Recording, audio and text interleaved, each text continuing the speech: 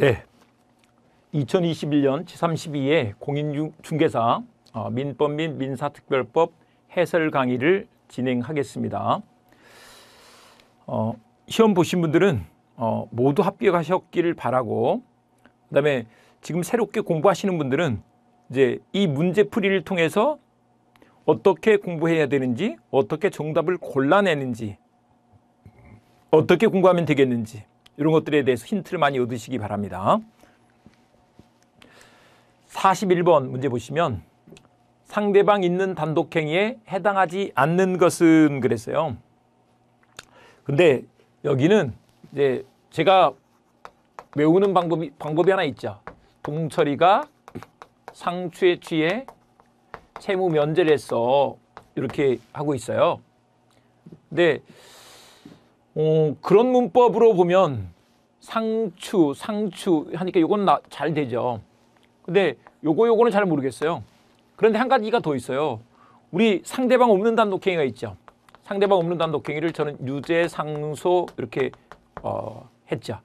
유언, 재단법인 설립행위, 상속의 포기, 소유권 포기. 그러니까 5번이 정답이잖아요. 이거 다 몰랐어도, 이런 거 몰랐어도 아무 상관없다. 5번 정답이 나온다 이거예요. 그래서 이런 것은 이제 암기법으로 문제가 해결되어 있고요. 다만 이제 공유 지분 포기, 취득 효익의 포기 이런 것들이 있는데, 이 포기는 상대방이 있잖아요. 다른 공유자한테, 소유자한테 할 거니까 상대방이 있는 단독행위다. 이렇게 이제 공부하시면서 훈련이 되실 거예요. 거기까지 막 다 외울 필요는 없고요. 어쨌거나 유죄 상소하니까 바로 정답이 5번 이렇게 되시는 거다. 그래서 이렇게 풀어가는 것이고요. 그다음에 이제 42번 문제를 봐보시면 일단 이렇게 나오면 좀 긴장되죠. 갑은 자기 소유 X 토지를 매도하기 위해 을에게 대리권을 수여하였다. 을에게 대리권 수여, 그러니까 임의 대리권이 있네요. 이후 을은 병을 복대리인으로 선임하였고 병이 복대리인으로 있네요. 병은 갑을 대리하여 X 토지를 매도하였다. 이에 관한 설명으로 옳은 것은 그랬어요. 옳은 것은. 이게 긍정형 문제죠. 한번 봐보자고요. 1번. 병은 갑의 대리인과 동시에 을의 대리인이다 그랬는데, 우리 복대리인은 본인의 대리인이 되죠. 본인의 대리인. 그러니까 을의 대리인일 수는 없고 뭐다? 갑의 대리인이다 그런 거니까 틀렸죠. 그 다음에 2번.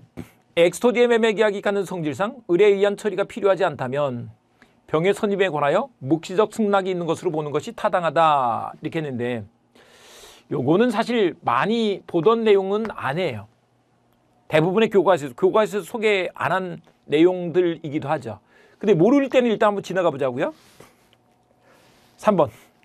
을이 갑의 승낙을 얻어 병을 선임한 경우 을은 갑에 대하여 그 선임 감독에 관한 책임이 없다. 을에게 대리권을 수여했으니까 을은 임의 대리인이죠. 임의 대리는 일단 복인권이 없어요. 근데 이제 예외적으로 승부를 낼 때 있죠. 본인의 승낙이 있거나 부득이한 사유가 있을 때 그때 복인권이 있다. 근데 이제 사람을 쓰면 책임져야 되죠. 그게 선임 감독 책임이다 이거예요.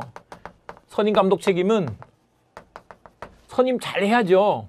그리고 감독도 잘 해야지 이 말이에요. 선임하는 것으로 끝나는 게 아니고 감독까지 잘 해야 돼. 네. 그래서 선임 감독 책임이 있다 그래야 되니까 없다 그래서 틀렸죠. 4번. 병을 적법하게 선임한 후 엑소지 매매 계약 전에 갑이 사망한 경우, 갑이 사망해버렸어. 특별한 사정이 없다면 병의 대리권은 소멸하지 않는다 그랬는데, 이 갑이 지금 본인이란 말이에요. 근데 본인이 사망하게 되면 뭐가 돼버리느냐? 대리권 소멸이 돼버리죠. 대리권 소멸.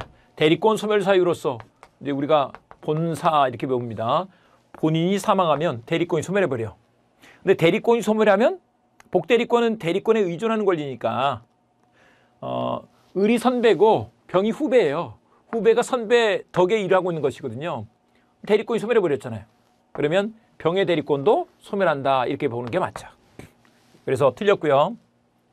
5번.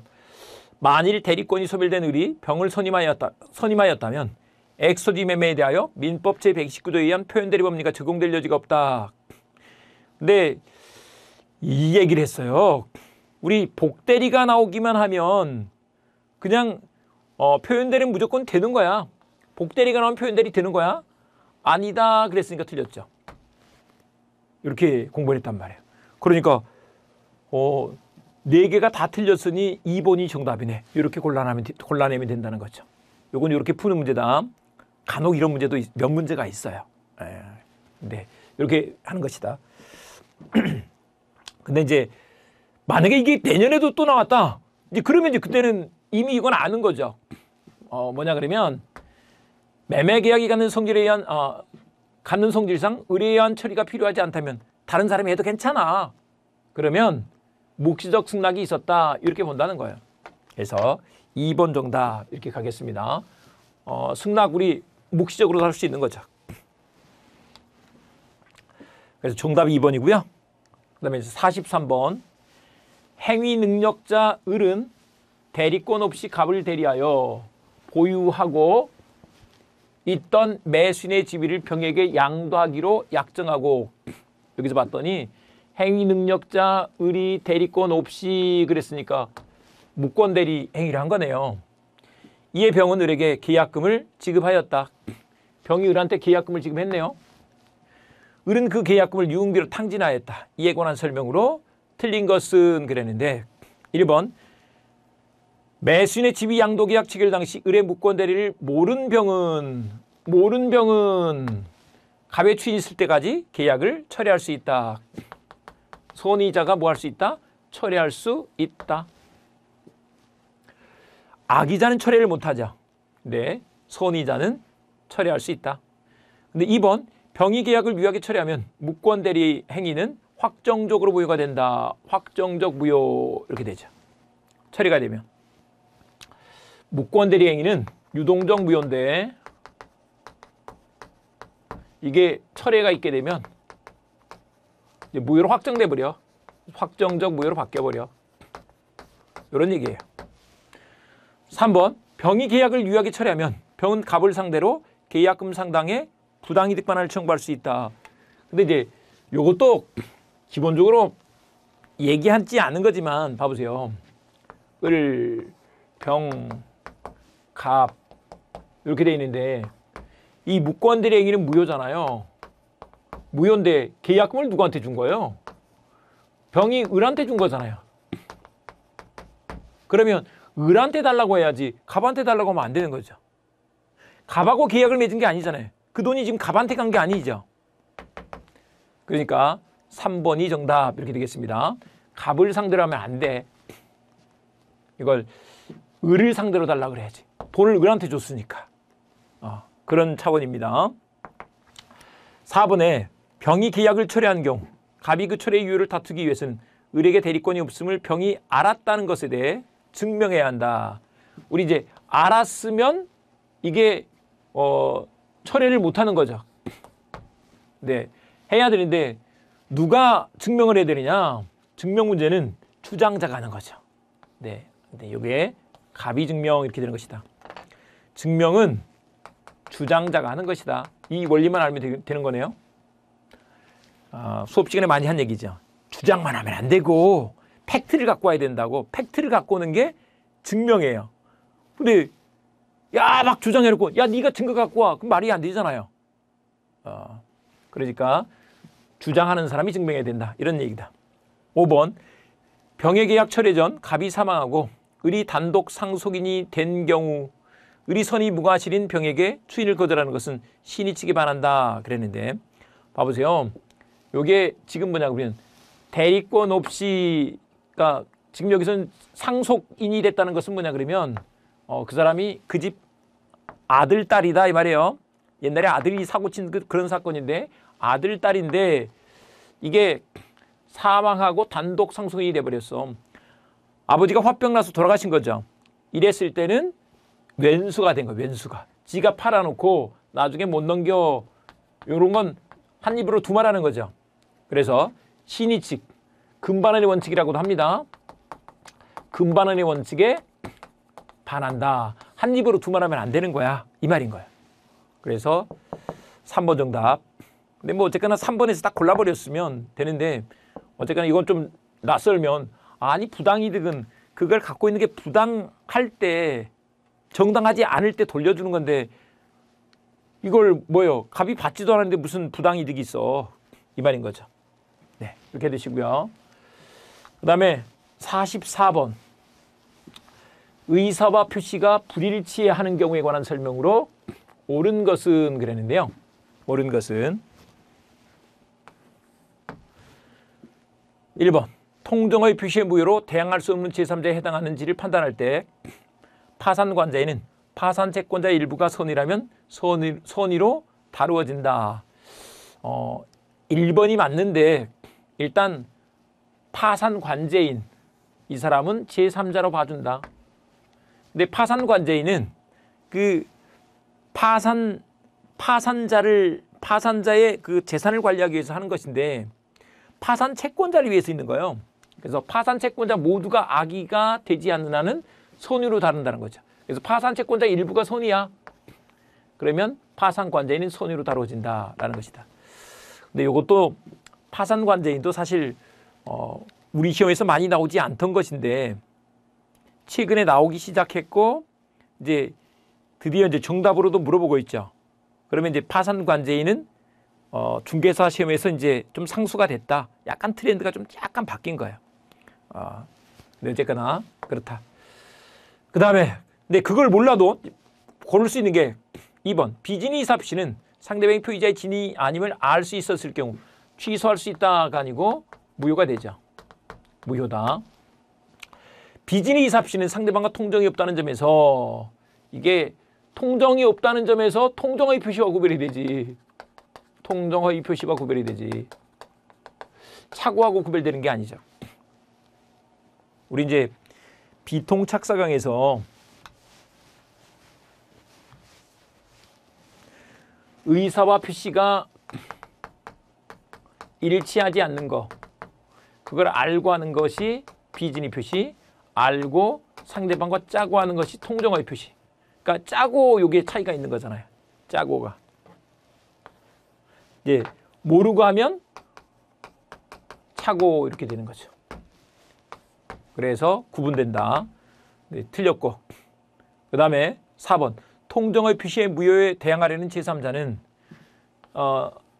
자신이 선의라는 것을 증명해야 한다는 것인데 선의가 추정이 돼버리죠. 추정되는 사람은 증명할 필요가 없죠.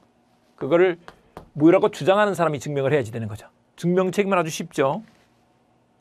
그 다음에 5번. 매수인의 채무불이행을 이유로 매도인 계약을 적법하게 해제했다면 해제해서 처음부터 무효가 됐어. 그래도 차고 취소 가능 이렇게 되죠. 소멸한다 그랬으니까 틀렸네. 그러니까 여기도 마찬가지요. 이제 2, 3, 4, 5번이 다 이렇게 쉽게 우리가 알아낼 수 있는 것이니까 1번 정답. 근데 이제 어쨌거나 이것도 시험 문제로 출제되고 있었기 때문에 그냥 1번에서 바로 걸러낼 수도 있죠. 네. 여러 가지 방법으로 정답을 골라낼 수 있겠다. 그 다음에 45번. 효력 규정이 아닌 것을 모두 고른 것은 그랬는데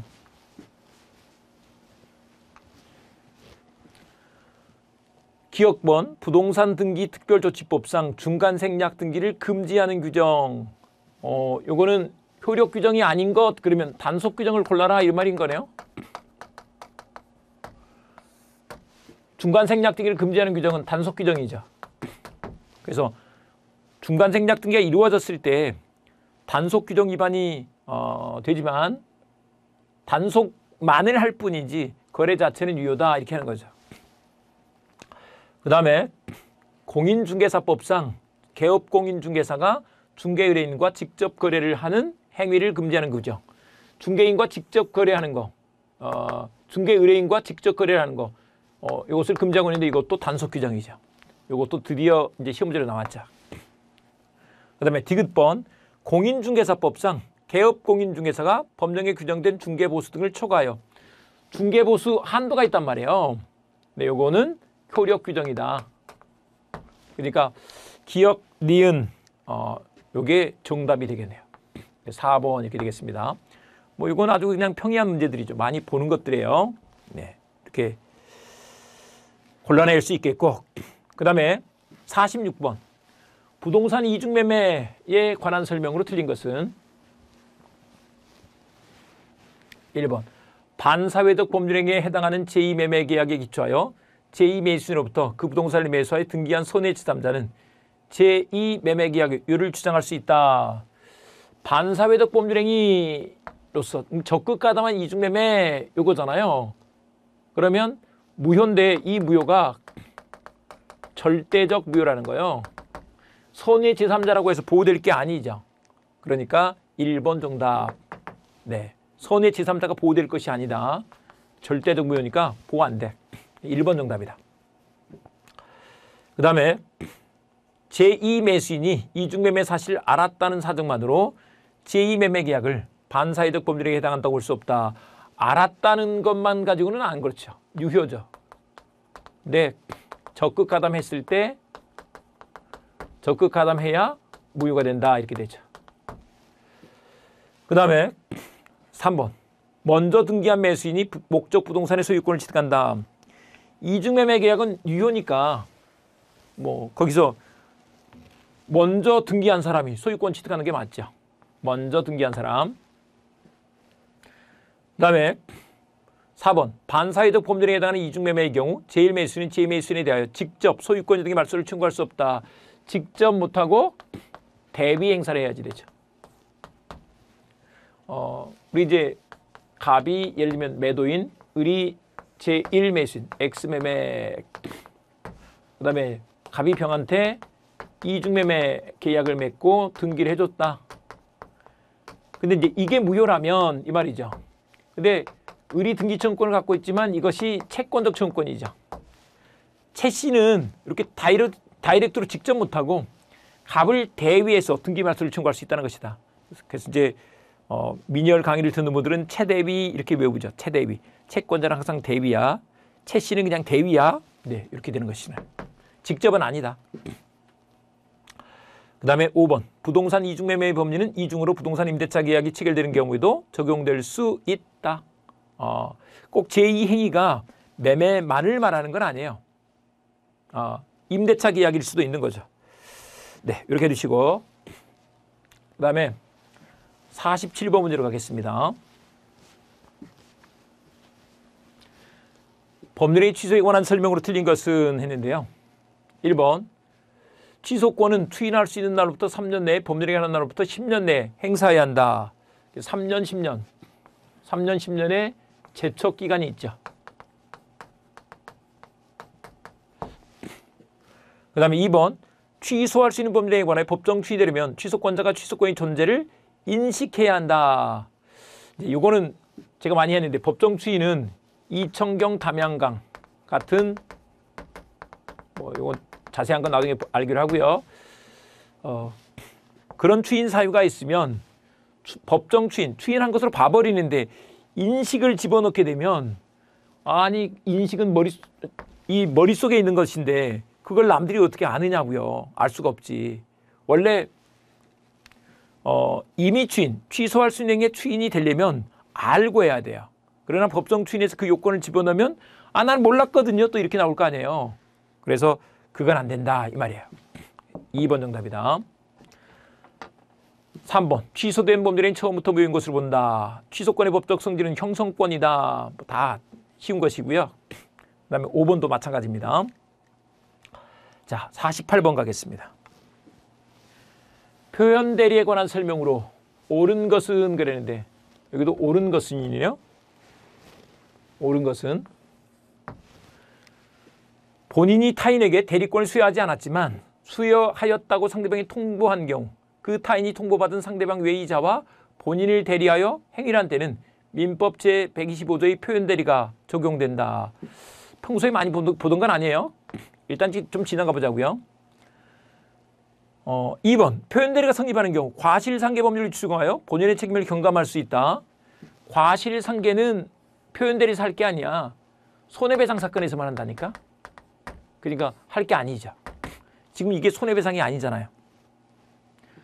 그 다음에 3번 민법 제119조의 표현대리를 기본 대리권으로 하는 민법 제126조의 표현대리는 성립될 수 없다 그랬는데 제126조 고난을 넘은 표현대리 요건데 고난을 넘은 표현대리에서 그 기본 대리권은 어떤 대리권이라도 다 되는 거예요. 그래서 성립될 수 있다 이렇게 돼야 된다. 요것도 잠깐 좀 말씀드려보면 기존에 다른 시험들에서는 이게 법조문을 막 이렇게 내지는 않았어요. 여기서도 봐보세요. 법조문을 내지는 않았어. 근데 이제는 제129조가 대리권 소멸의 표현대리, 제126조가 고난을 넘은 표현대리라는 것은 좀 알아야 되겠네요. 이제 물론 공부하면 다 압니다. 근데 처음부터 그렇게 좀 훈련을 해야지 된다는 거죠, 이제. 그래서 법조문이 이렇게 들어가는 문제도 나올 수 있다. 그 다음에 4번. 대령이가 강행법규에 위반하여 무효인 경우에는 표현대리 법리가 적용되지 않는다 그랬는데 우리 강행법규 위반이 돼버리면 그냥 무효잖아요. 대리권이 있어도 무효인데 지금 표현대리는 대리권이 없는 경우죠. 말할 필요가 없죠. 그러니까 4번이 정답이네. 이렇게 나올 수 있습니다. 그래서 여기는 잘 몰라서 패스했어도 4번 가니까 정답이 나오잖아요. 이렇게 풀어가면 된다. 유권대리 주장 속에는 표현대리 주장이 포함되어 있다. 유권대리하고 표현대리는 달라. 포함되어 있는 게 아니라는 거죠.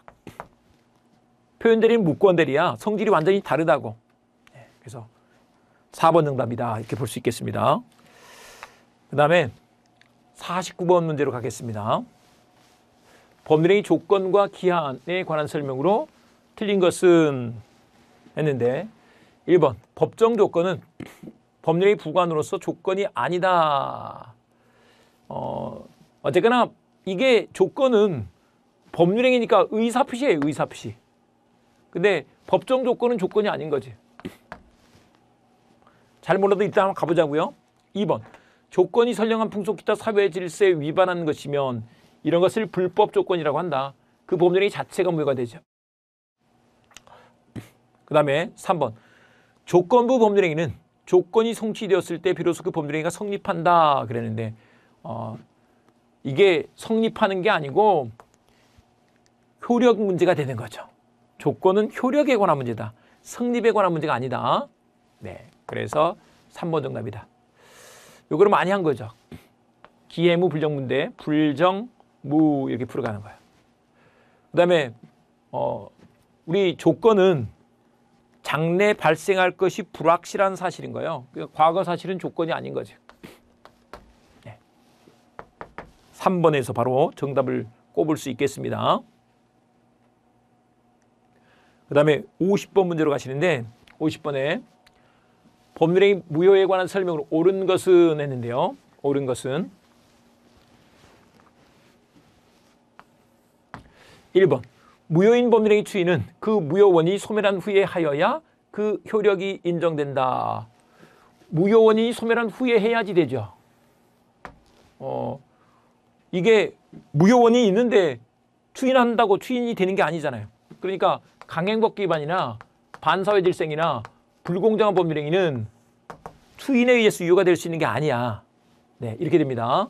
그래서 1번 정답. 그 다음에 2번 무효인 법률행위는 무효임을 안 날로부터 3년이 지나면 추인할 수 없다 그랬는데 사실 요거는 그 취소권의 제척기간에 관한 문제인데 틀린 지문이죠. 취소권의 제척기간에 관한 규정인 것이기 때문에 이건 여기다 적용할 일이 아니다. 그 다음에 법률의 일부분이 무효일 때 나머지 부분의 유효성을 판단함에 있어 나머지 부분을 유효하는 당사자의 가정적 의사는 고려되지 않는다. 가정적 의사를 고려하죠. 요거를 이제 1분가로 공부를 합니다. 법률의 일체성이 있고 분할 가능성이 있는데 나머지만으로 유효한 법률을 의혹했을 때 그 의사가 실제하는 의사가 아니고 가정적 의사라고. 가정적 의사. 고려되지 않는다. 틀렸죠. 항상 의사표시는 묵시적으로 가능한 거죠. 그 다음에 강행법 위반으로 무효인 법률행위 추인할 때는 다른 점감이 없으면 그 법률행위는 처음부터 유효한 법률행위가 된다. 처음부터가 아니고 새로운 법률행위를 보죠. 근데 무엇보다도 강행법 위반 같은 경우는 추인으로 유효가 될 수 있는 게 아니야. 이것도 기본 전제가 돼야 되죠. 정답은 1번 이렇게 되겠습니다. 그 다음에 물권법 문제로 가셔서 보시면 물권에 관한 설명으로 틀린 것은 그랬는데 요게 이제 기본 원리를 기존의 공인중개사 민법 시험에서 좀 문법에 어긋나는 거예요. 그래서 그 봐보시면 사실 이런 문제들이 잘 안 나오죠. 근데 사람들이 놀래버려. 놀래기 때문에 이게 뭐지? 이렇게 생각하는데 조금만 더 생각하면 그냥 맞출 수 있는 거예요. 물권에 관한 설명으로 틀린 것은 민법 제185조에서 법률은 국회가 지정한 형식적 의미의 법률을 의미한다. 법률 또는 관습법에 의하는 외에는 임의로 창설하지 못한다. 그래서 물권법 정주가 있잖아요. 그 물권법 정주에서 법률이 국회가 만든 법만을 말하는 거야. 그런데 2번 사용수익권 등을 대세적 영구적으로 포기한 소유권도 존재한다. 우리 뭐예요? 소유권은 사용수익 처분할 수 있는 권리죠. 사용수익 처분할 수 있는 권리. 근데 대세적 영구적으로 포기해버린다는 게 그러면 소유권의 내용이 바뀌어버리잖아요. 물권법 정주에 반하는 거지. 그러니까 안 된다 이 말이에요. 2번. 그 원리를 알면 그냥 알 수 있습니다. 나머지 근린공원 이용권, 온천권 이런 것은 없다. 관습법에 의한 물권으로서 없다. 이렇게 하죠. 네, 요거 받으시고요. 그 다음에 52번 문제. 물권적 청구권. 물권적 청구권은 뭐 우리가 잘 알고 있는 것들이죠. 옳은 것은 그랬는데요. 옳은 것은 1번 소유권을 양도한 전 소유자가 물권적 청구권만을 분리유보하여 불법 점유자에 대해 그 물권적 청구권에 의한 방해배제를 청구할 수 있다. 전 소유자는 안 되죠. 물권적 청구권은 현재, 물권적 청구권 이름이 현재라 그랬죠. 현재 물권자가 현재 방해자한테 하는 거야. 그러니까 현재 원. 물권적 청구권을 행사하기 위해서는 그 상대방이 귀책 사유가 있어야 한다. 귀책 사유는 불법 행위를 따질 때 있는 거지. 물권적 청구권에는 그런 거 없다고요. 아니 꼭 그쪽에 뭐 무슨 귀책 사유가 있어야 되는 게 아니라니까요. 그게 내 건데 내가 못 받아오면 말이 안 되잖아요. 달라고 할 수 있어야지 맞지.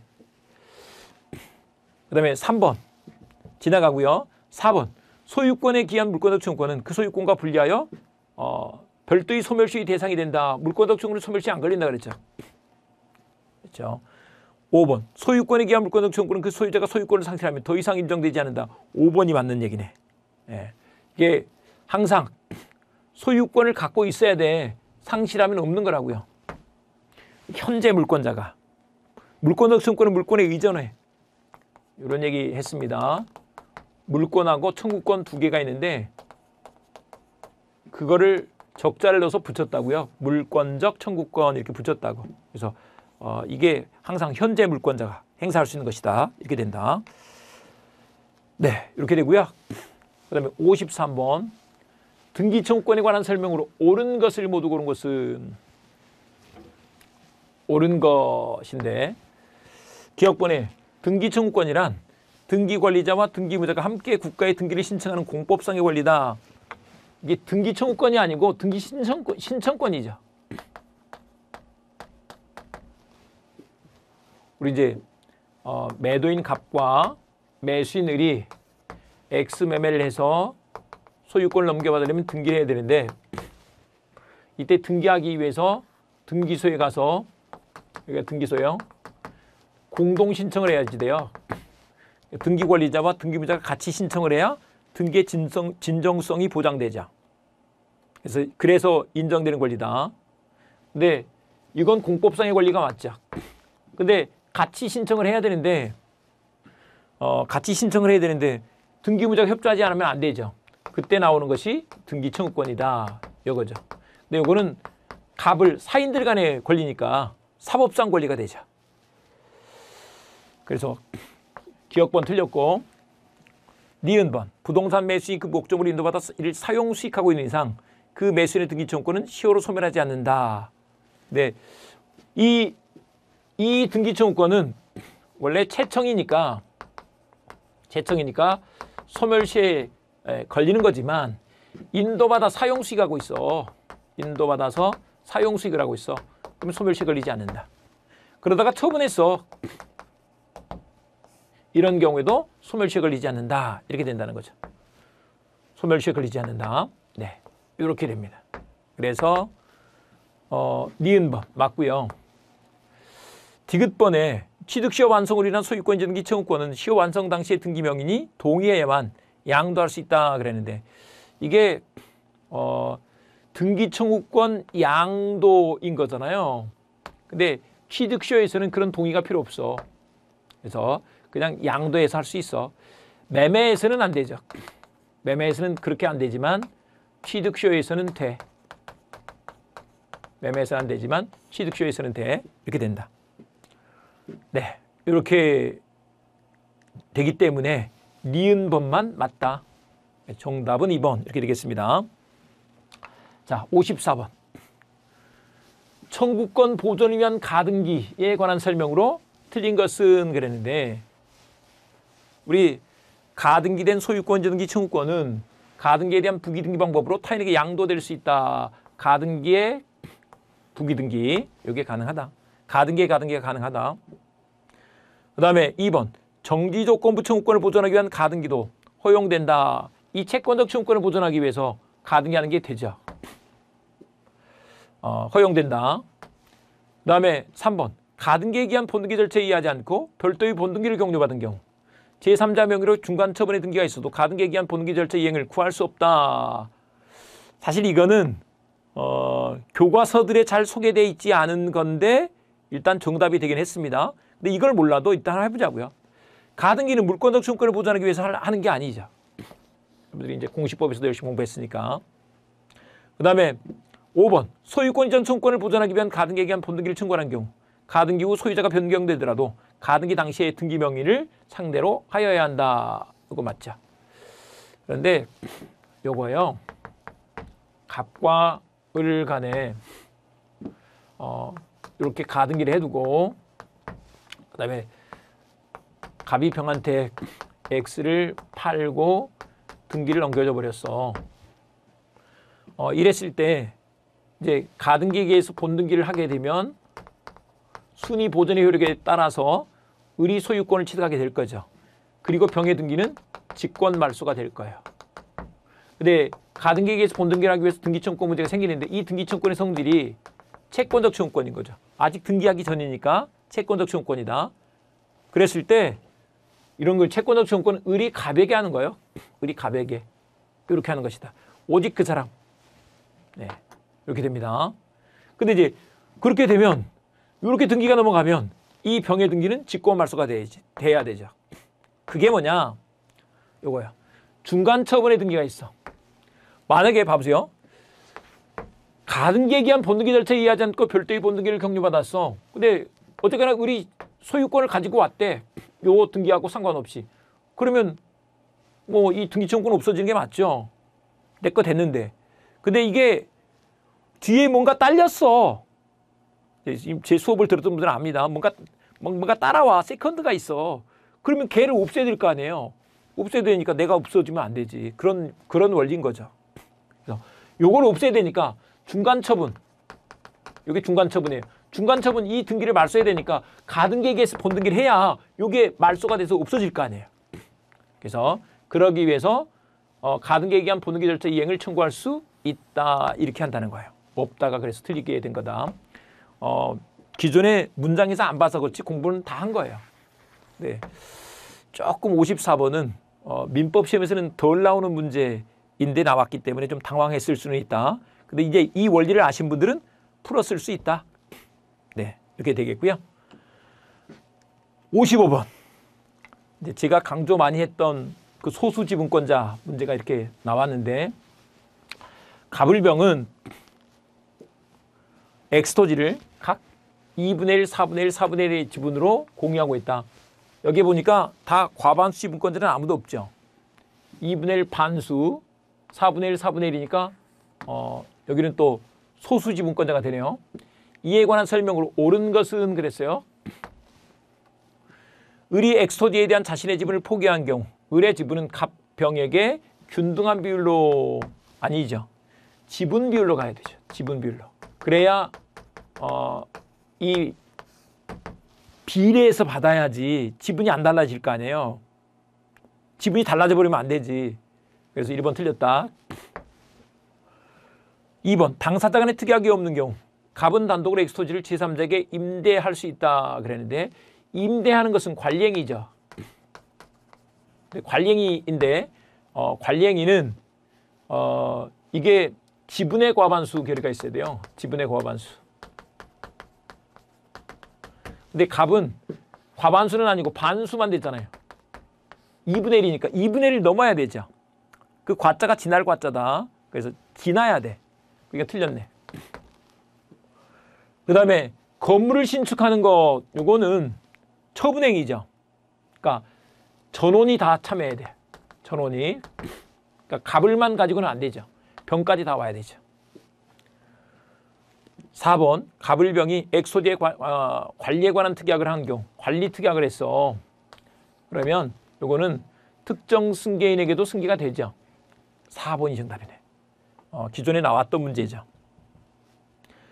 5번 병이 갑을과의 협의 없이 엑소지를 배타적 독점적으로 점유하고 있는 경우 을은 공유물에 대한 보존행위로 엑소지의 인도를 청구할 수 있다 이렇게 했는데 공유물에 대한 보존행위로 엑소지의 인도를 청구할 수 있을까? 이 을이 소수지분권자잖아요. 소수지분권자가 이럴 수 없다는 것이 작년도 전원합치 판결인 거죠. 소수지분권자가 인도 청구 못한다. 물론 갑도 못해요.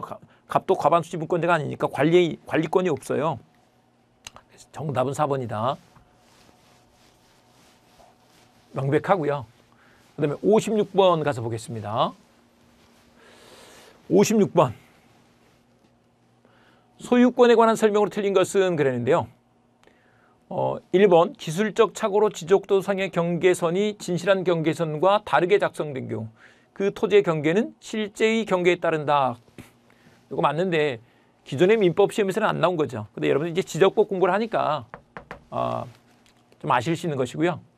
그 다음에 2번에 토지가 포락되어 원상복구가 불가능한 경우 그 토지에 대한 종전 소유권을 소멸한다 라고 했는데 이 포락이 돼버렸어. 토지가 떨어져 버렸어. 그러면 종전 소유권을 소멸하는 게 맞죠. 그 다음에 3번 타인의 토지를 통과하지 않으면 필요한 수도를 설치할 수 없는 토지의 소유자는 그 타인의 승낙 없이도 수도를 시설할 수 있다. 지나가 보자고요. 4번 포위된 토지가 공로에 접하게 되어 주의 토지 통행권을 인정할 필요성이 없어진 경우에도 그 통행권은 존속한다. 주의 토지 통행권을 인정할 필요성이 없어졌잖아요. 그러면 통행권은 소멸하는 게 맞죠. 근데 여기서도 봐보세요. 4번이 정답인데 결국 좀 낯선 것들이 나와도 결국 4번 주의 토지 통행권 문제가 나오잖아요. 통행권을 인정할 필요성이 없는데 뭔 필요가 있어. 그 말인 것입니다. 그래서 4번 정답이고요. 5번은 부합 문제네요. 증축된 부분이 기존 건물과 구조상 이용상 독립성이 없는 경우 독립성이 없으면 그 부분은 기존 건물에 부합한다. 기존 건물에 부합한다. 이렇게 되죠. 네, 그래서 맞고요. 57번 가겠습니다. 부동산 점유취득시효에 관한 설명으로 틀린 것은 여기도 뭐 간단한 것들이죠. 성명불상자의 소유물에 대하여 시효취득을 인정할 수 있다. 자기 소유물에 대해서도 성명불상자의 소유물에 대해서도 시효취득이 인정될 수 있습니다. 국유재산도 취득시효 기간 동안 계수가 일반 재산인 경우 그러면 시효취득이 될 수 있죠. 그 다음에 이제 3번 이거 우리가 많이 본 건데 점유자가 자주점유 권원을 주장하였으나 뭐 매매, 증여 이런 걸 주장했어요. 근데 그것이 인정되지 않는데 이게 아니래. 그렇다고 이 점유자는 자주점유로 추정이 되죠. 자주점유 추정이 되는데 번복되느냐? 아니다. 주어가 점유자가 이렇게 나면 안 된다 그랬죠. 소유자가 그러면 번복된다 그랬죠. 3번이 정답이다. 그 다음에 4번 점유의 승계가 있는 경우 시효이익을 받으려는 자는 자기 또는 전 점유자의 점유 개시일 중 임의로 점유 기산점을 선택할 수 있다. 점유 승계가 있으면 이렇게 할 수 있는 거죠. 그 다음에 5번 취득시효 완성 후 소유권 이동기를 마치지 않은 시효 완성자는 소유자에 대하여 취득시효 기간 중에 점유로 발생한 부당이득 반환 의무가 없다. 부당이득 반환 의무가 없죠. 아예 처음부터 자기 거로 될 건데 무슨 자기 걸 자기가 점유했는데 무슨 부당이득이야. 이런 원리예요. 3번 정답이고요. 그 다음에 58번 점유권에 관한 설명으로 틀린 것은 그랬는데요. 1번 특별한 사정이 없는 한 건물 부지가 된 토지는 그 건물의 소유자가 점유하는 것으로 보아야 한다. 뭐 익숙하게 많이 본 거죠. 건물 소유자가 건물 부지를 점유하는 거야. 2번 전후 양 시점의 점유자가 다른 경우 점유 승계가 증명되면 점유 계속은 추정된다. 점유 계속 추정이죠. 전후 양 시점의 점유자가 다른 경우에도 그래도 인정해 준다. 그 다음에 적법하게 과실을 취득한 선의 점유자. 과실을 취득하면 통상 필요비는 청구 못하죠. 그 얘기하고 있고요. 그 다음에 4번 점유자가 상대방이 사기에 의해 물건을 인도한 경우 점유 침탈. 사기는 점유 침탈이 아니죠. 절도 강도죠. 그러니까 점유물 반환 청구권은 인정되지 않는다. 점유물 반환 청구권 이건 인정되지 않는다. 맞고요. 그 다음에 5번 손해 점유자가 본권의 소에서 패소하면 패소 확정 시부터가 아니고 소재기 시부터 악의의 점유자로 본다. 이렇게 된다는 것이다. 그래서 5번이 정답 이렇게 되겠습니다. 5번 정답. 그 다음에 59번 가셔서 보시면 지상권에 관한 설명으로 틀린 것은 그랬는데 틀린 것을 모두 고른 것은 일단 담보 목적의 지상권이 설정된 경우 피담보 채권이 변제로 소멸하면 그 지상권도 소멸한다. 이게 담보 지상권인데 얘는 채권 때문에 있는 거잖아요. 채권이 소멸했어. 그러면 그 지상권도 소멸해버리는 거죠. 맞다. 춘향이 향단이.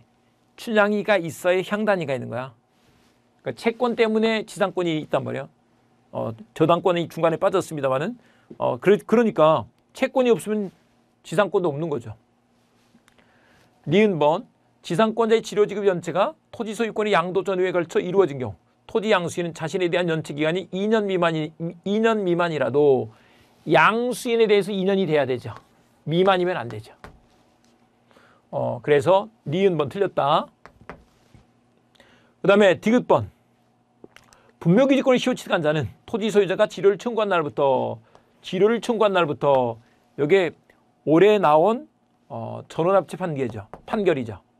그래서 지료지급 의무가 있다. 이거 뭐 누구나 다 예상 가능한 그런 지문이죠. 그래서 그렇고요. 그래서 정답은 2번 이렇게 되겠습니다. 자, 60번 문제. 지역권에 관한 설명으로 틀린 것은 그랬는데요. 지역권은 요역지와 분리하여 따로 양도하거나 다른 권리의 목적을 하지 못한다. 얘는 우리 지역권은 부종성이 있어서 분리양도 못해. 또 다른 권리의 목적으로도 못해.